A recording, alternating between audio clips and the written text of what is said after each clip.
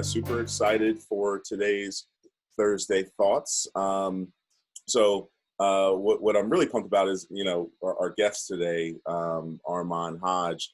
I won't say we go way back because we've been working together, for 3 months, 4 months, something like that. Ooh, yeah. But I love it when I get to connect with entrepreneurs who, A, are really passionate about what they do, and B, I've had a chance to actually learn about them before actually working with them. Armand actually hired my business partner, Kyrie Terrell, to do a really cool video, like an informational video for his business. And when working with Kyrie, he had some other questions, some other needs, and Kyrie directed them to me. And then we started a business relationship. And I'm really passionate about what he does. I'm going to read a little bio about him really quickly. But again, the key of today's chat is all about transforming your career in 2020. A lot of things going on this year. We're going to touch on all that kind of stuff, but it's a tough job market. Things are different than they were in 2019. They're different than they were the first 2 months of 2020.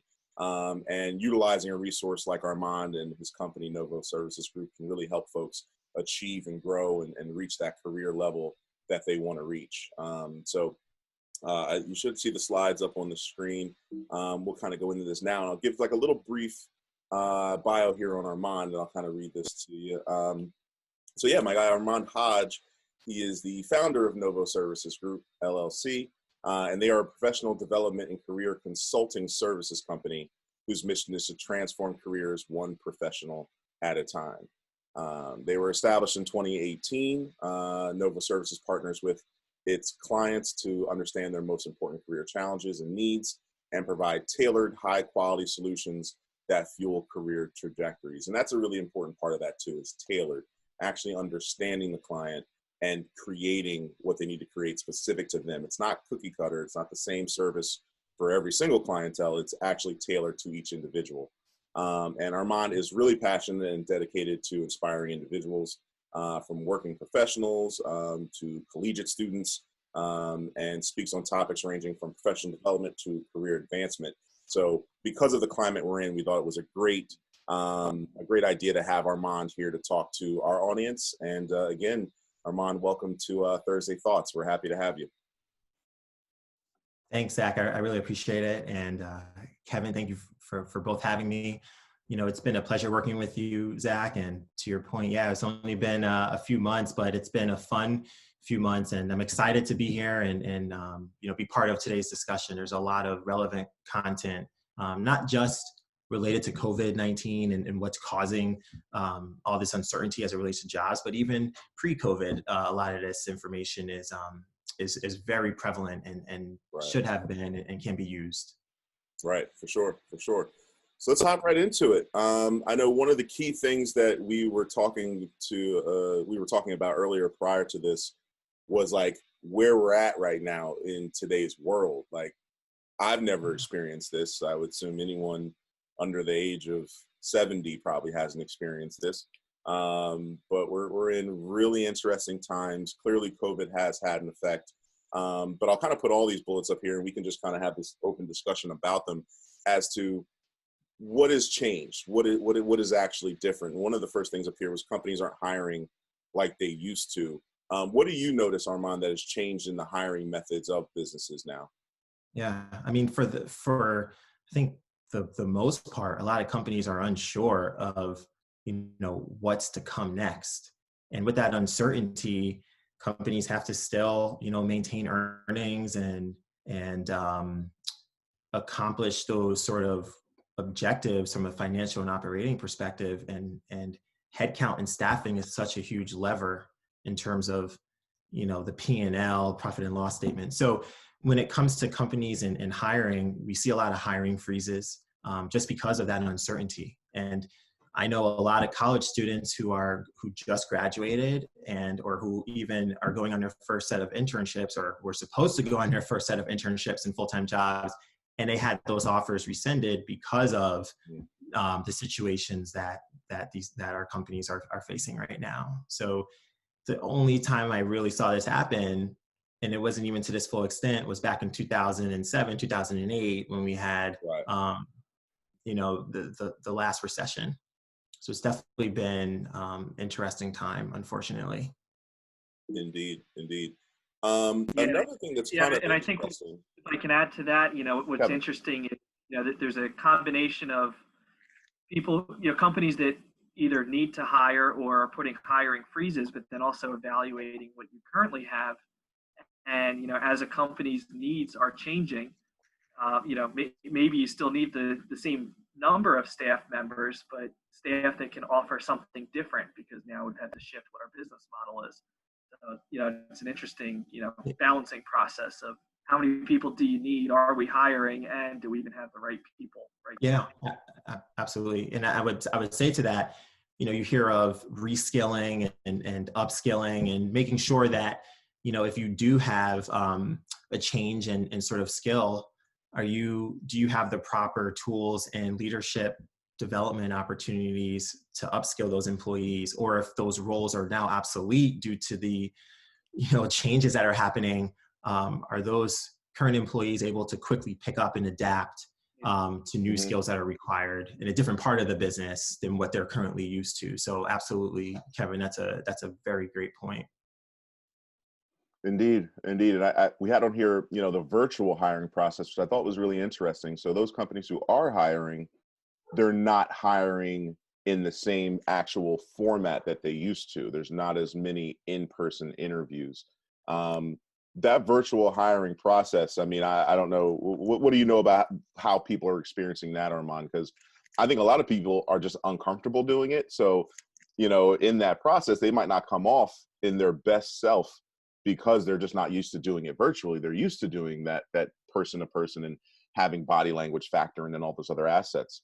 Um, so what do you think about that? Like, is that making it more difficult for people to actually put their best foot forward?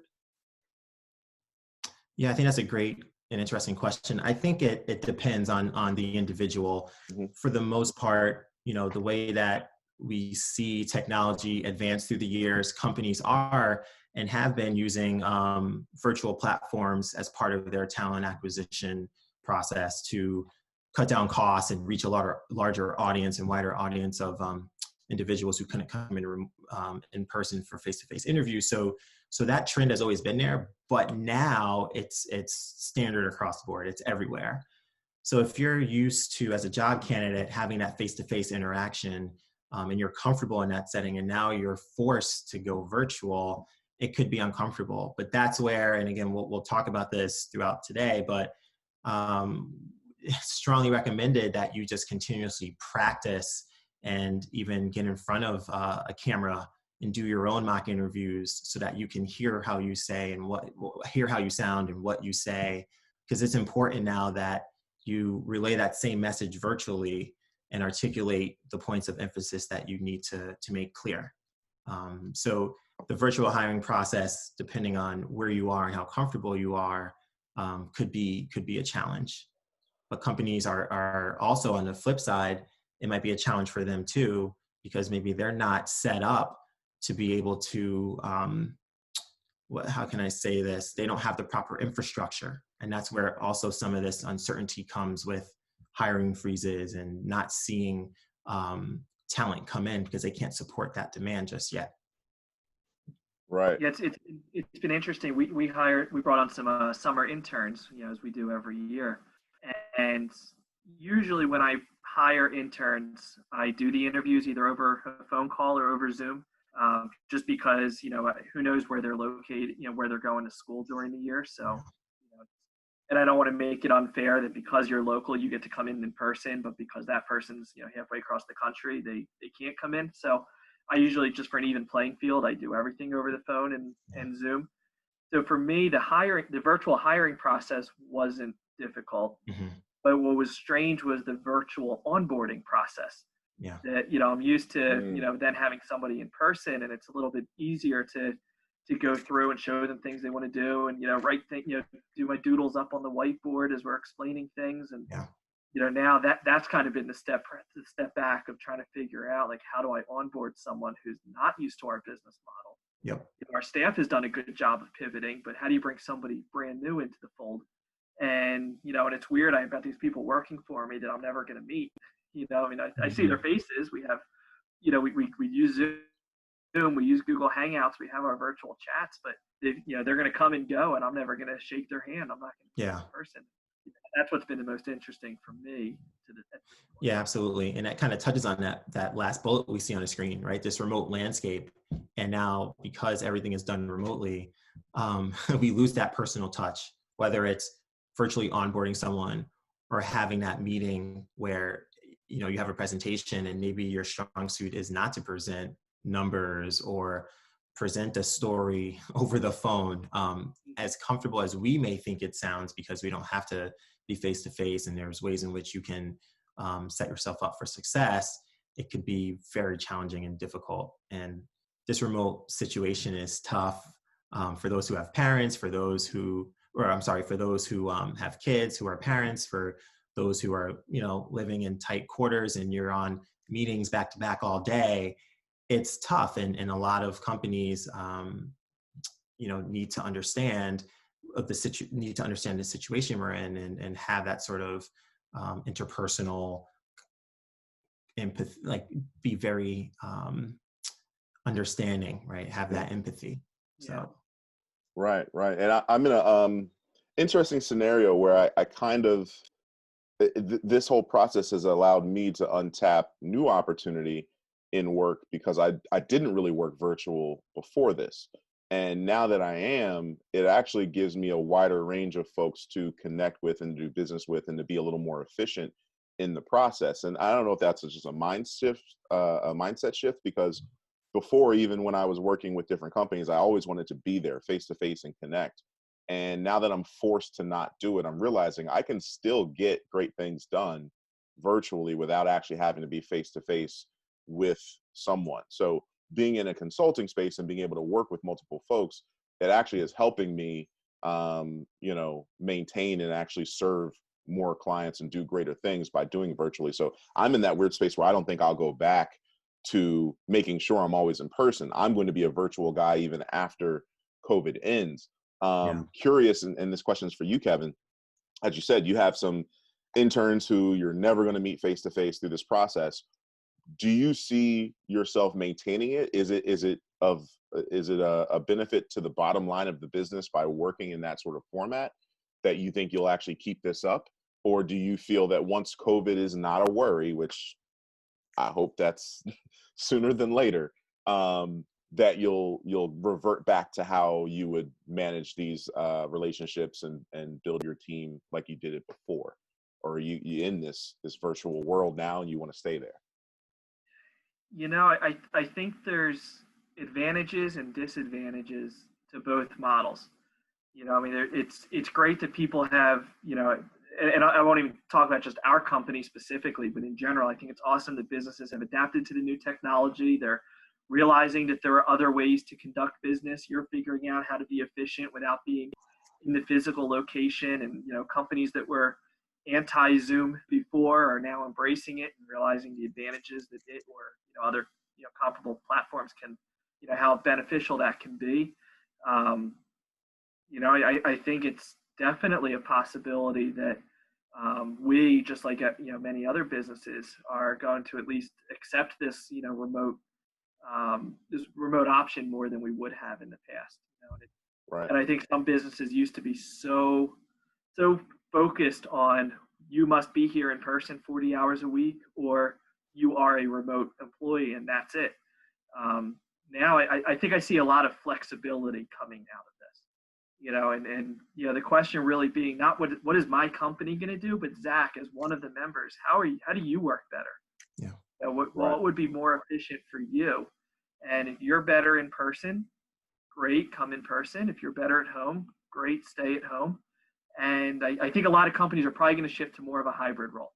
You know, that, you know, there's probably benefits to being at home. There's also benefits to being in person. You know, the socialization, and, you know, there are some things that, you know, teamwork, it's easier together. But I think that flexibility is going to be a lot more common. And I think even before COVID, and, you know, even without locations, flexibility is what a lot of employees look for. You know, that's been a popular topic the last couple of years before we were forced into the situation that we're in now. Right. So I think that's going to be the biggest thing, is just flexibility.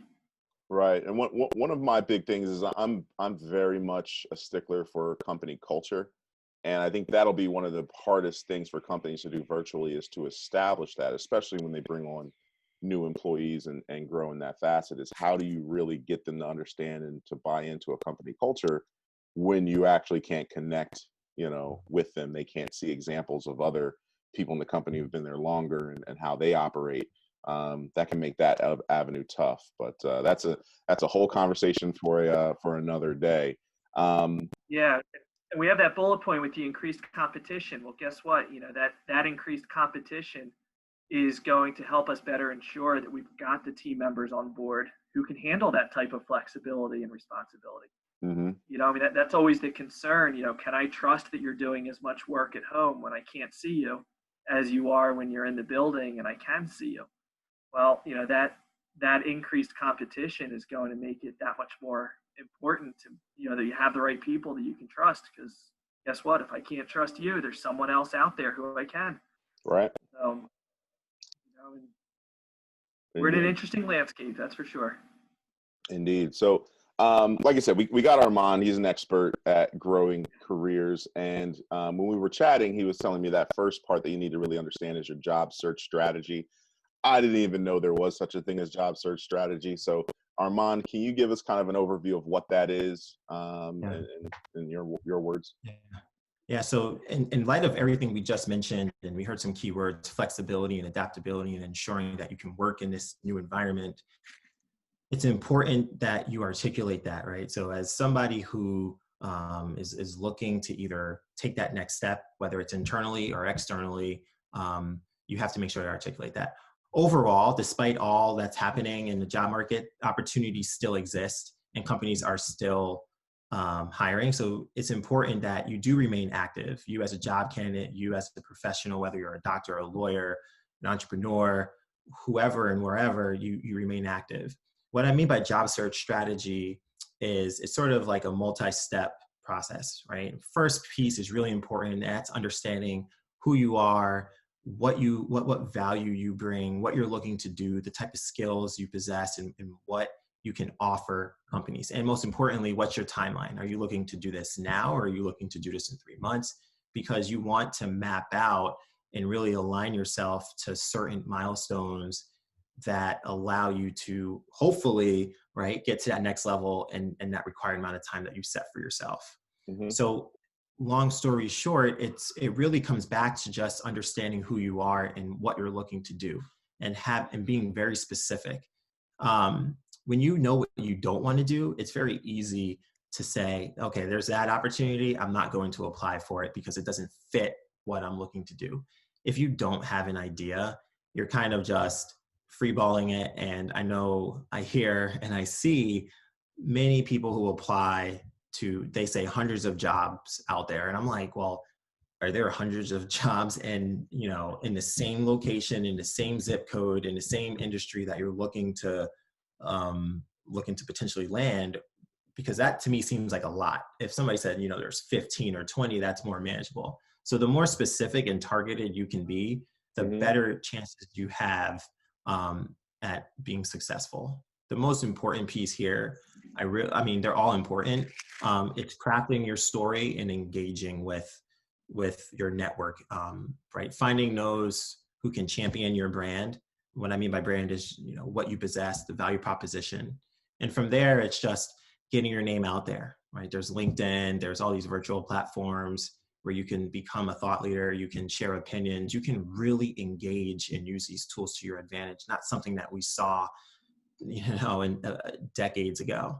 So technology is allowing us to have that sense of easeability. And then practice. It's one thing to craft your story, and it's another thing then to take it to the next step. A resume will get you in the door, for example, but how you come across during the interview is what's going to ultimately provide you that job opportunity, that job offer. So that's why it's important to practice. One thing I don't know. What'd you say, Armand? I don't know if there are any questions on that, or if anybody has questions or anything like that. But that's what I mean by job search strategy. Gotcha. And good point there. So anyone that does have questions, if you're on the Zoom with us, feel free to put it right in the chat. If you're watching on Facebook, you can comment with any questions or thoughts, and we are monitoring that as well. One thing you just mentioned that really stuck out to me, and I'm assuming this resonated for you too, Kevin, is that whole crafting and marketing your story, building your personal brand. It's basically like treating yourself as you would a company, or as we as a marketing firm would a company. Understanding the story, making it something that people can relate to, that people can understand easily. That communication element of marketing strategy is exactly the same as what you're suggesting folks do in this process. You really are marketing yourselves, and you're doing it through, like you said, LinkedIn, through the crafting of your resume, through the preparedness that you have for your interview. It's very similar to what we do on the marketing side to help a business grow. Absolutely. One of the things you mentioned earlier, Zach, was you were talking about corporate culture, and I think that personal brand is so important. When you think about that, and it really goes both ways. I don't want to hire someone onto our team who I feel is not the right fit from a culture perspective. And at the same time, just as importantly, is if you're looking for a job, you shouldn't want to be part of our team if we're not the right culture fit, because you're not going to feel comfortable in your role. So, it really goes both ways. I always say an interview is really for both of us. It's not just for me to see, are you appropriate for our team, but it's also just important, do you want to be here? And if you get turned off by that interview because of something that I said and it's not the right fit, that's just as important as, do I want you to join us? So I think that, that personal brand and, crafting your story, really important for both sides of the table. Yeah, absolutely. Indeed. So another thing that we talked about briefly, Armand, was becoming a subject matter expert on yourself. Can you explain that to our viewers? Yeah. So this kind of double clicks into what Kevin just articulated, right? It's who you are as a company and what you're about. So now let's really hone in on you and all the different facets that you possess. So as an individual, the only person who really knows me well is me. So no matter where I am in the interview process or who I meet, and they ask me, tell me about yourself, I need to know that in and out, right? So I guess it's just me saying, don't worry about the interview too much and don't have those fears of what questions are going to come. Mm-hmm. Just be prepared to answer them. And that's where the practice comes in, because at the end of the day, it's all about you and what you possess and what you can do. And the last slide, which we'll get to very shortly, sort of encompasses how you become a subject matter expert on yourself so that you can here, like we see, craft a value proposition that speaks to the hiring team and what they're looking to see in their candidate, right? Are you able to, one, show that you have all the competencies that are required to do the job well? And then are you also able to demonstrate that you've been in situations that they're currently in to help solve and alleviate the problems that they're facing? And the only way you can really solve that and to tell that story is to become a subject matter expert on yourself. So, this is very high level, but even you can go even further than what you see here so that you can get to a value proposition that we see on the bottom of the screen. The only way to do that is to really do self-assessments and speak to people, get their take on who you are and what you've done, keep a log of your accomplishments, and you pull everything together and you curate a list, and then you pick it. And then you say, hey, this is who I am. This is what I'm looking to do. This is what I can offer. And this is therefore why I'm interested in this role and at your company at this point in time in my career.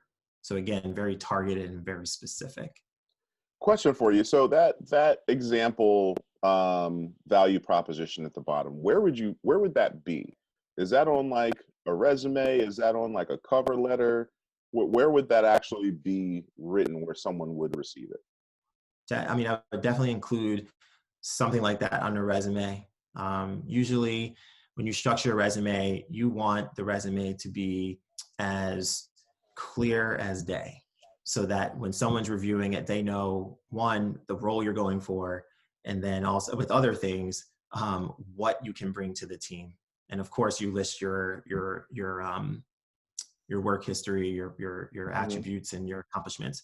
I would also say you want to have your value proposition ready, so that during the interview, if somebody were to say, "Tell me about yourself," which is guaranteed to be asked in one form or another, you're able to articulate that clearly and concisely. And you can have more than one value proposition. So I would say those two areas. LinkedIn, you definitely want to have that in your profile. LinkedIn, like Google search, it's SEO friendly. So you want to pick up on keywords and phrases that appear in the job descriptions, because that's what the teams are looking for, and you clearly possess that. So you want to make that visible, Now, to the forefront. I'm just going to assume that creating that is something that you and Novo Services Group help with, because I'll tell you right now, if I consider myself a subject matter expert on myself, but to write about myself is difficult.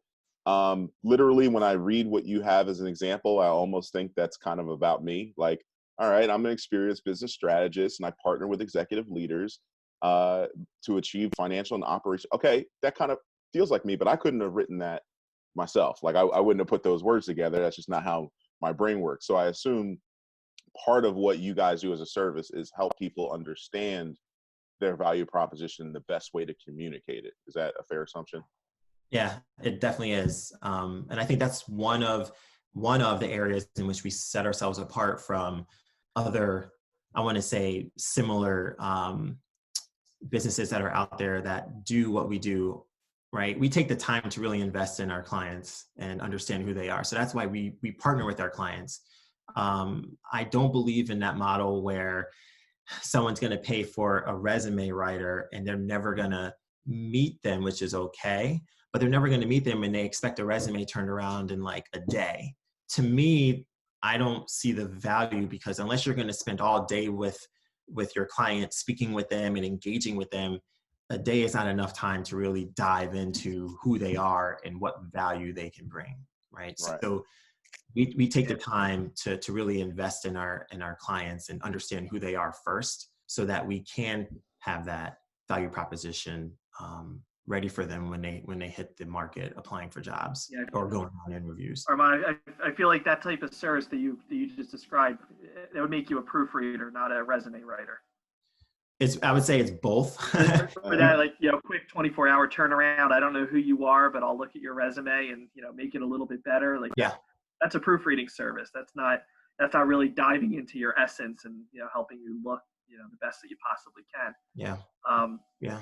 It's interesting. You glossed over, you mentioned a word when it comes to resume writing that is something that I've always pushed. I actually used to teach a job search class at Drexel University. Okay. Got into like interviewing skills and resume skills, and there was something that I always recommended that I never see as somebody who hires, and you glossed over it quickly, but it's adding your accomplishments to a resume. Everybody always lists, here's where I've worked, and here's, where I went to school, and, maybe a couple other categories. But I always recommended, and I'm sure you do the same thing, the very first section should be my accomplishments. You got to assume people are reading over your resume really quickly. You're one of who knows how many resumes are in that pile. And the important stuff, that's what you got to get at the very top and the very front and make sure they see. And nothing is more important than what have you accomplished. Then the rest of the resume can go into detail of where you worked and where you actually accomplished that stuff. But I think that kind of goes back to your topic of value proposition. Like, here's why I'm valuable, and here's what I've done. Here's what proves that that's my value. Yeah, absolutely. That's spot on. And resume successes and resume tips and advice. I mean, we could definitely spend like a full day on that. And listing your accomplishments, not your responsibilities. Right? You definitely want to have more heavy accomplishments and successes listed, because that's why I want to hire you. I want to know that you have a track record of success and that you can come in, you can hit the ground running, but most importantly, you have the ability to drive change. and accomplishments allow us to see that. But you have to be able to articulate that. Yeah. So, what Novo does with our service, resume writing is one piece of it. Interview prep is another piece, and interview prep and mastery is the important piece, because we could craft a resume for you, and we'll of course, no guarantees, but we can get you, in front of the hiring manager. But if you don't do that interview prep, that's the piece that to me is most important. Yeah. How do you approach the interview? I should say discussion. What questions do you have for the interviewer? And how do you not answer a question is just as important as how you do answer a question. So the strategy behind that is super critical. So we've had success with our clients who've partnered with us that needed help with their interview prep. Yeah, But becoming a subject matter expert is super critical. And I would guess that you also help them with if they don't have a list of accomplishments yet. Yes. Maybe they're new to the industry, maybe they're shifting, college students, what they've worked, maybe they're college students, whatever. Yeah. How do they craft that story of, maybe I don't have this level of success yet, but here's why you should still hire me anyway. Absolutely. It always surprises me how, I'll get resumes from marketing positions from people who have never actually done this before. And for all I know, they may be the best candidate on the table, but they haven't told me why they feel that they can still handle this job role, even though they've never done it before. Yeah. And, right. I've never been a huge fan of the cover letter. I know everybody's got a, different, feeling towards that. I don't always love cover letters, but I feel like if your resume doesn't tell me that you're perfect for this job, then you got to have that cover letter that explains to me why I should talk to you anyway. And I'm assuming that that's a big part of what you help with, especially talking, with today's topic of, shifting careers. Yeah, the cover letter is sort of, at least on our end, in the background of the resume. Like it's a nice to have. So if a client needed one, we could definitely draft one for them.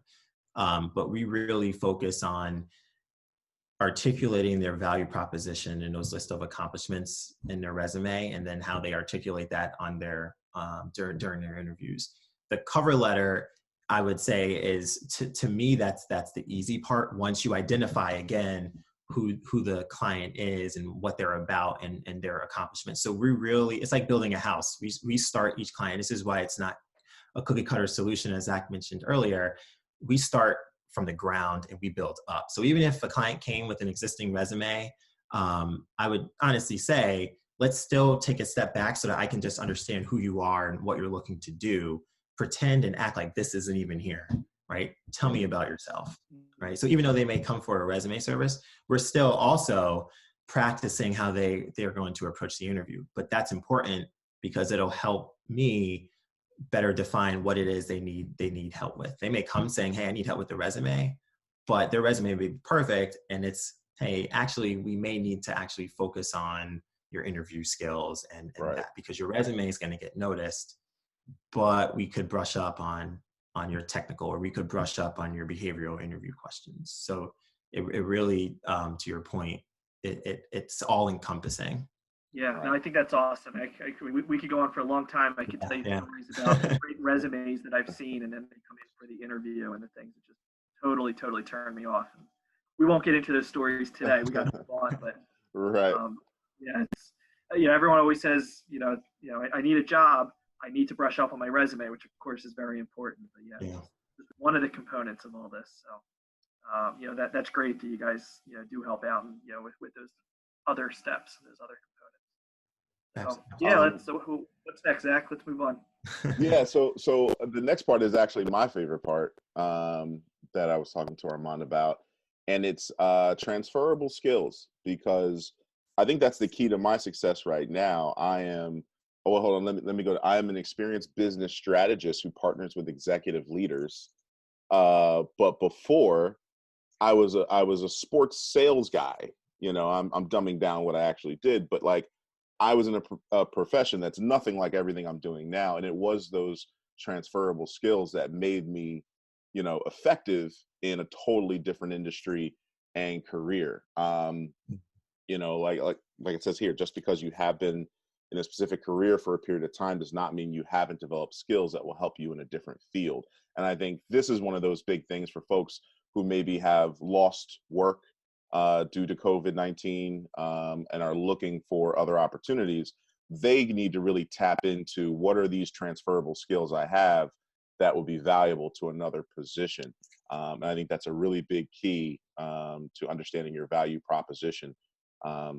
And we had a couple examples down here of kind of common transferable skills.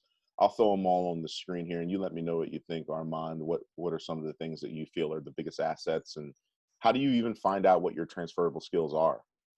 Yeah, I think everything that's there is super important to possess and have in your toolkit. If you think about, again, even if you're a doctor, right, or a corporate business professional working at like Fortune 500 company, as you move up the chain, there's a common set of qualities and competencies that you must possess to be a leader. And I would say it's not that it's more soft skills or more non-technical skills, but you're not necessarily going to be entrenched in data all the time, right? You're making high-level decision-making across different verticals of your business, across different industries. So you have to think macro, and these transferable skills all fit that bill, plus more. So I would say these are super important to possess. How you go about figuring out, it goes back to, I think 2 slides ago, where we were talking about being a subject matter expert on yourself. And the following slide, which is the end slide, there's sort of, if you think of you as an individual, there's so many different situations and experiences that make you you. And what I mean by that is my first job was working at Foot Locker selling sneakers, and I was 16, 17 at the time.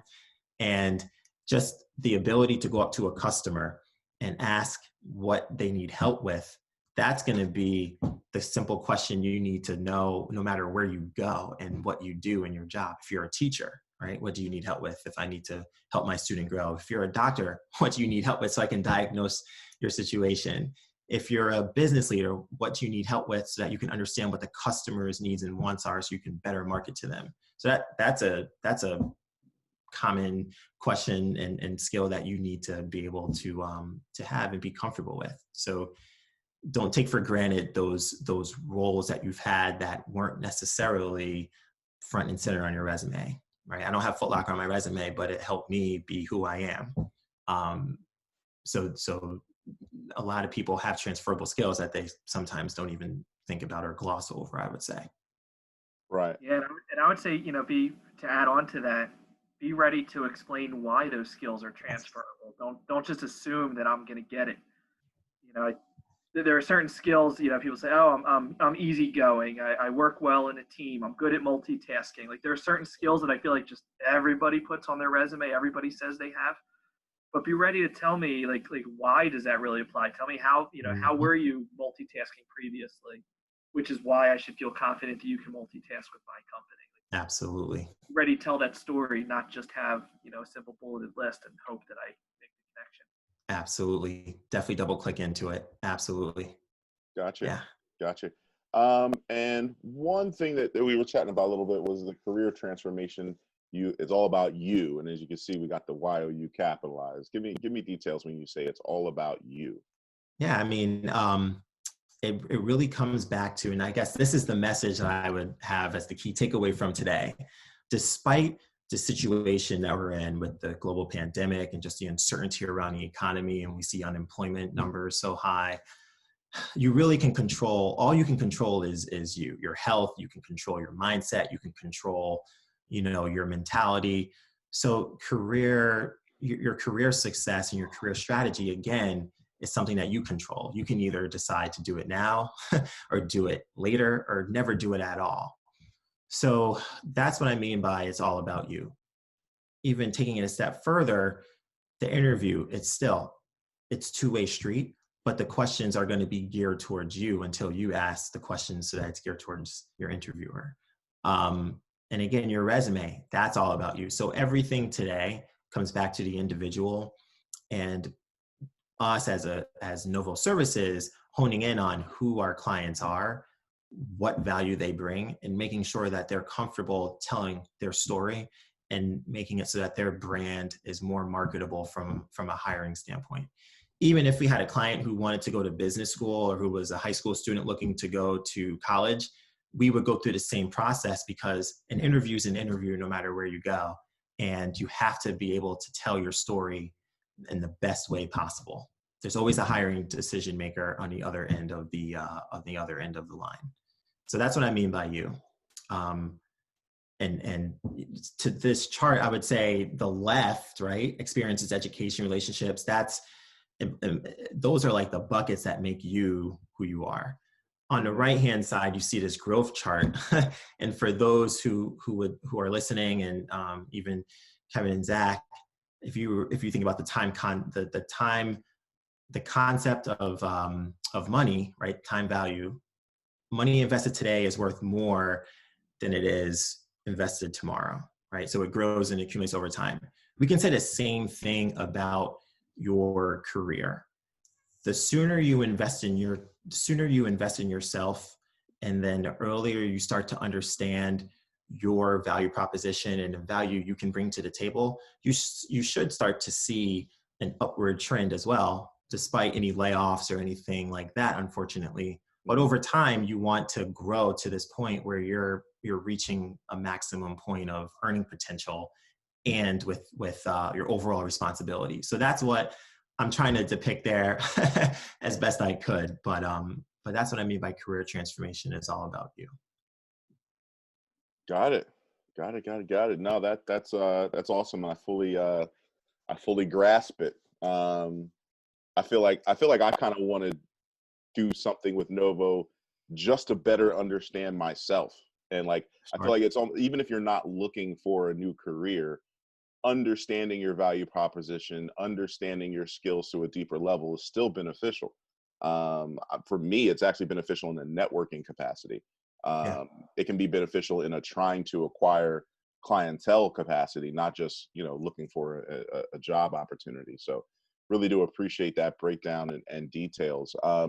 Definitely wanted to have some time for some questions. Kevin, I don't know if we got anything on Facebook. If so, feel free to throw it Armand's way. And I don't notice anyone on our live chat with questions. That usually means that you did such a great job explaining stuff, Armand, that folks don't even need to ask. You covered all the topics. But did you have anything on Facebook, Kevin? No, we've had a lot of people popping in and out. I've been watching those numbers fluctuating throughout, and appreciate everyone who has jumped in and who's still here watching. But no questions in the comments yet. But anybody who has any questions, comments, thoughts, now's your time to do it. Yeah. Indeed. And of course, anybody who's feeling a little shy and doesn't want to ask those questions, we'll be posting these videos, after the fact. They're going to be on YouTube. They'll be on Facebook and other social media platforms. I'm sure Armand's going to be sharing this on his Novo pages as well. So feel free to reach out to any of us after the fact. Of course, you got a couple email addresses up there on the screen right now. So anybody who has some private questions, doesn't want to ask them publicly, I know at least the three of us are certainly happy to talk to you afterwards. Yeah. Awesome. Sounds good. Well, no, really do appreciate you joining us today, Armand. I'm hoping folks who watched and listened reach out and level up their career with Novo Services Group. Really do. There's a big value to what you're able to offer folks in general, but especially now. So kudos to you for being that vessel that can help people actually achieve the careers that they need to provide for themselves and their families. I think that's an awesome thing. And yeah, to everyone else watching, make sure you're following us on social. And we will actually be back in 2 weeks. I don't know if you heard our announcement the last time, but this is going to be a bi-weekly show. So every 2 weeks, we're going to have an episode of Thursday Thoughts with an awesome industry professional. And we actually have Tech Life Steph joining us in 2 weeks to educate folks, entrepreneurs and business owners, on apps and technology that you might need to take advantage of to help your business prosper. So really excited for that. But again, thanks everybody for watching. Thank you, Armand, for joining us, and we will see you Thursday after next. Thank you, Zach and Kevin. I appreciate it. It's been a pleasure. Yeah, thank you. And I'm excited about our topic for 2 weeks from now, because I feel like some of those apps would probably be applicable to some of our audience today who are, considering career shifts. It helps make you a little more marketable when you're familiar with those types of apps and technology and everything that your potential employer may be using. What can you bring to the table? So, Right. I don't think it was intentional, but kind of a nice segue from this topic to the next one. So I'm Indeed. excited to do this again in 2 weeks. Indeed. Awesome. Everyone have yourself a great Thursday, and see you all soon. Take care. Thanks.